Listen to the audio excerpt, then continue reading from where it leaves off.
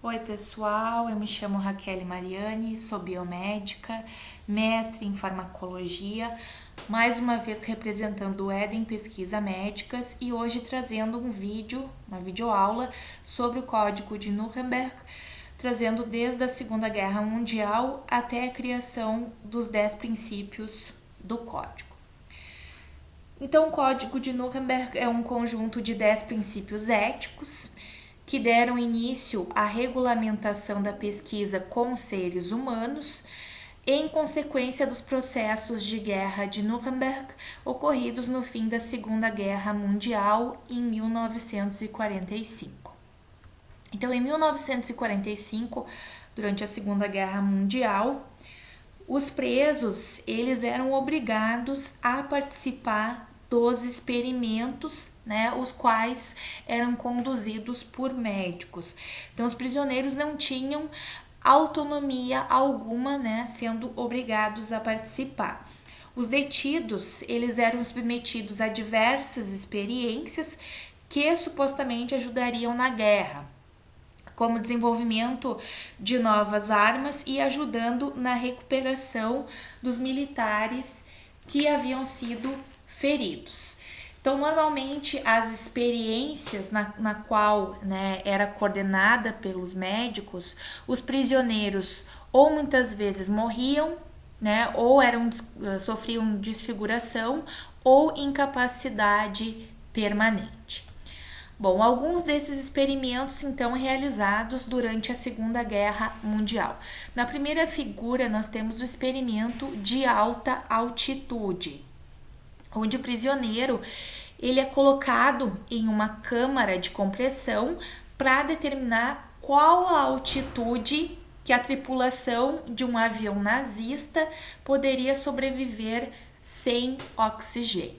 Bom, ainda na figura ao lado, né, a imagem mostra uma vítima de uma experimentação médica sendo forçada a entrar dentro de um recipiente com água quase congelada, né, provavelmente levando a uma hipotermia. Então, os presos eles eram coagidos a participar, não sendo voluntários de boa vontade. Só então, em 1947, o Tribunal Militar Internacional em Nuremberg julgou os 23 médicos, né, que foram considerados criminosos de guerra, obviamente que pelos brutais experimentos realizados em seres humanos nos campos de concentração nazista.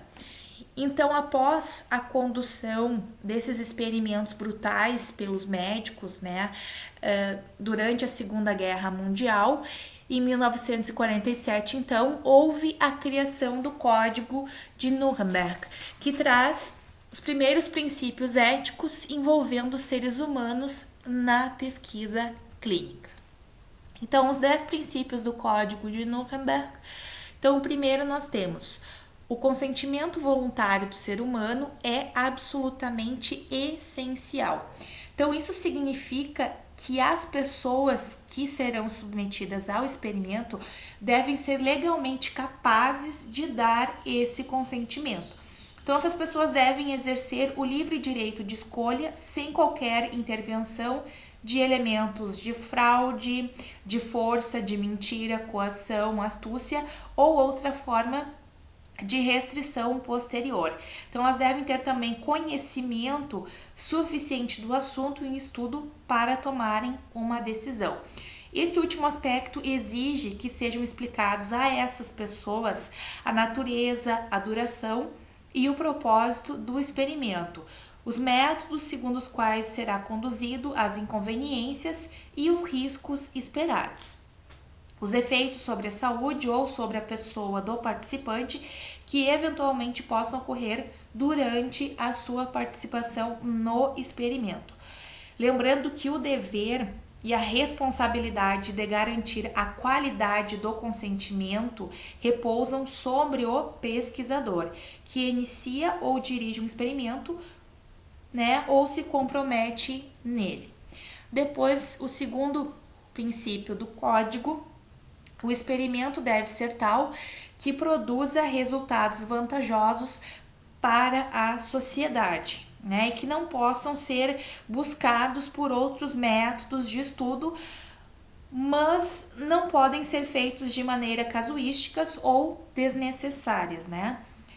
Depois, o 3, o experimento deve ser conduzido, o experimento deve ser baseado em resultados de experimentação em animais, né, e no conhecimento da evolução da doença ou outros problemas em estudo, né? Dessa maneira, conhecimento dos resultados prévios justificam a condição do experimento.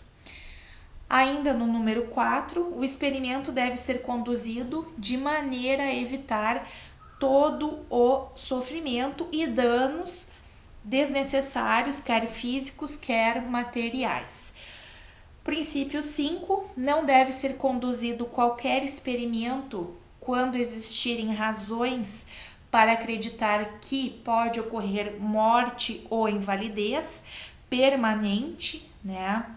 Exceto talvez quando o próprio médico pesquisador se submeter ao experimento. No 6, o grau de risco aceitável deve ser limitado pela importância do problema que o pesquisador se propõe a resolver. Princípio 7, devem ser tomados cuidados especiais para proteger o participante, né, do experimento de qualquer possibilidade de dano, invalidez ou morte, mesmo que remota. No 8, o experimento deve ser conduzido apenas por pessoas cientificamente qualificadas. O 9, o participante do experimento deve ter a liberdade de se retirar, né, no decorrer do experimento. E o último princípio, o pesquisador deve estar preparado para suspender os procedimentos, né, experimentais em qualquer estágio, se ele tiver motivos razoáveis para acreditar que a continuação do experimento provavelmente causará dano, invalidez ou morte para os participantes. Bom, o que nós podemos concluir dessa aula sobre o Código de Nuremberg? Então, o Código de Nuremberg foi a primeira regulamentação com seres humanos na pesquisa, como consequência dos processos de guerra de Nuremberg ocorridos no fim da Segunda Guerra Mundial. O Código de Nuremberg possui 10 princípios básicos que determinam as normas do consentimento informado, participação voluntária do sujeito de pesquisa, regulamenta a experimentação científica e defende a beneficência como um dos fatores justificáveis sobre os participantes dos experimentos. Bom, obrigada pela atenção. Mais uma vez aqui deixar o contato, né, o e-mail e o telefone do Éden Pesquisa Médica e até a próxima videoaula.